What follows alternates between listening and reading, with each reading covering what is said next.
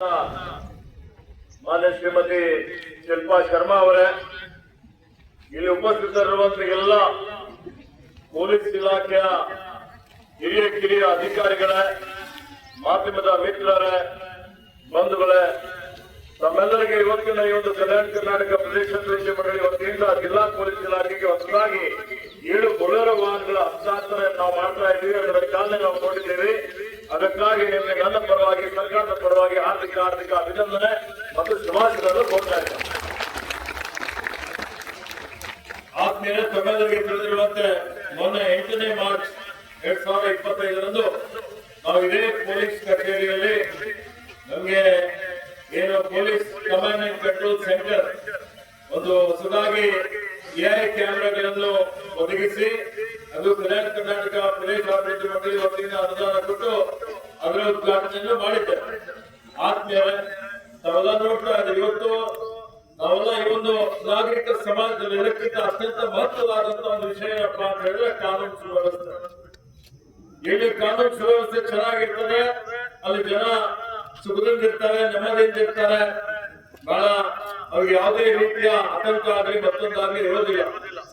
ಆ ಒಂದು ಕಾರಣಕ್ಕಾಗಿ ಇವತ್ತು ಪೊಲೀಸ್ ಇಲಾಖೆಗೆ ಬಹಳ ದೊಡ್ಡ ಜವಾಬ್ದಾರಿ ಇದೆ.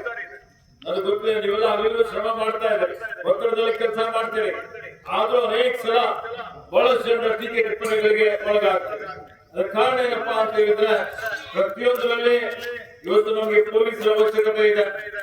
ಇವತ್ತು ಯಾವುದೇ ಒಂದು ಅಪರಾಧ ಆಗ್ಲಿ, ಕಾರ್ಯಕ್ರಮ ಆಗ್ಲಿ, ಜಯಂತಿ ಆಗ್ಲಿ, ಇವತ್ತು ಯಾರೋ ಮೃತಪಟ್ಟರು ಅಥವಾ ಯಾರೇ ವಿಐಪಿಗಳು ಬಂದ್ರು ಮತ್ತೊಂದು ಯಾವುದೇ ಆ ಬಂದೋಬಸ್ತ್ ಮಾಡುವಂತ ಒಂದು ಕೆಲಸ ಏನಿದೆ, ಅದರ ಜೊತೆಯಲ್ಲಿ ಬೇರೆ ಬೇರೆ ಇಲಾಖೆಗಳಲ್ಲಿ 8 ಗಂಟೆ ನಿಮ್ಗೆ ಸೇವೆ ಮಾಡುವಂತದ್ದಿದ್ರೆ ಪೊಲೀಸ್ ಇಲಾಖೆ 24 ತಾಸು ನೀವು ಬಹಳ ಸತರ್ಕವಾಗಿರ್ಬೇಕಾಗ್ತದೆ. ಬಹಳ ಎಚ್ಚರಿಕೆಯಿಂದ ಎಲ್ಲ ಕಣ್ಣುಗಳಂತೆ ಇಟ್ಕೊಂಡು ಕೆಲಸ ಮಾಡ್ಬೇಕಾಗ್ತದೆ.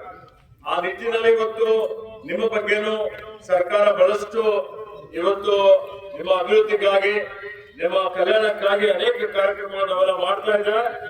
ಇಂದಿನ ದಿನಮಾನಗಳ ಆಧುನಿಕ ಯುಗದಲ್ಲಿ ನಾವು ನೋಡ್ತಾ ಇದ್ದೇವೆ, ಇವತ್ತು ಅಪರಾಧಿಗಳು ಯಾವ ರೀತಿಯಲ್ಲಿ ನಾವು ತಂತ್ರಜ್ಞಾನ ದಿನೇ ದಿನೇ ಇವತ್ತು ಅಭಿವೃದ್ಧಿ ಆಗ್ತಾ ಇದೆ. ಈ ತಂತ್ರಜ್ಞಾನದ ಜೊತೆಯಲ್ಲಿ ಅಪರಾಧಿಗಳು ಸಹಿತ ಸರ್ಕಾರಕ್ಕಿಂತ ವೇಗದ ಗತಿ. ಇವತ್ತು ನಾವು ಬೊಲೆರೋ ಕೊಡ್ತಾ ಇದ್ದೀವಿ, ಅವ್ರ ಹತ್ರ ಸ್ಕಾರ್ಪಿಯೋ ಇಟ್ಕೊಂಡು ಹೋಗ್ತಾರೆ. ಈ ರೀತಿಯಲ್ಲಿ ಒಂದು ವ್ಯವಸ್ಥೆ ಇದೆ. ಹೀಗಾಗಿ ಇವತ್ತು ನಾವೇನು ಕೂಡಲೇ ಆಧುನಿಕ ತಂತ್ರಜ್ಞಾನ ಬಳಸಿಕೊಂಡು ಇಡೀ ಜಿಲ್ಲೆಯಲ್ಲಿ ಎಷ್ಟೆಷ್ಟು ರಸ್ತೆಗಳು ಬರ್ತವೆ, ಎಲ್ಲೆಲ್ಲಿ ನಾವು AI ಕ್ಯಾಮೆರಾಗಳನ್ನು ಹಾಕಬಹುದು,